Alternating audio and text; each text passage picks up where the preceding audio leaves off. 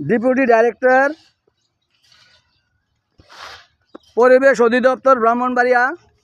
এই ব্রিকফিল্ডটি বর্ণফুল ব্রিকফিল্ড, বিজয়নগর উপজেলা, ব্রাহ্মণবাড়িয়া জেলা।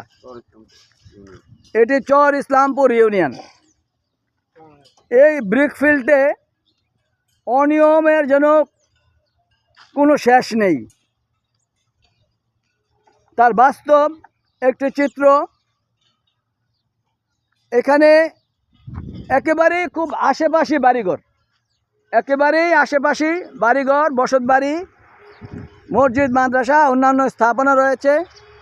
এই ব্রিকফিল্ডটি কীভাবে এখন পর্যন্ত কার্যক্রম চালিয়ে যাচ্ছে এটি আসলে আমাদের জানা নেই। তথ্য উপাত্ত নিয়ে জানা যায় এই ব্রিকফিল্ডের প্রতি বছর 70 থেকে 80 লক্ষ ইট পোড়ানো হয়, কিন্তু সরকার ব্যাট পায় মাত্র 5 লক্ষ ইটের। মাটি কাটার কথা,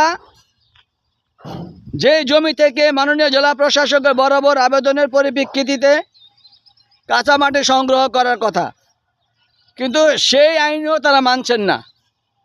কিন্তু পরিবেশ অধিদপ্তরের চোখ ফাঁকি দিয়ে কিভাবে এই অপকর্ম চালিয়ে যাচ্ছে এটি আসলে আমাদের জানা নেই। আমরা মালিক পক্ষের সাথে কথা বলতে চাইলে মালিক পক্ষ কথা বলতে রাজি হননি।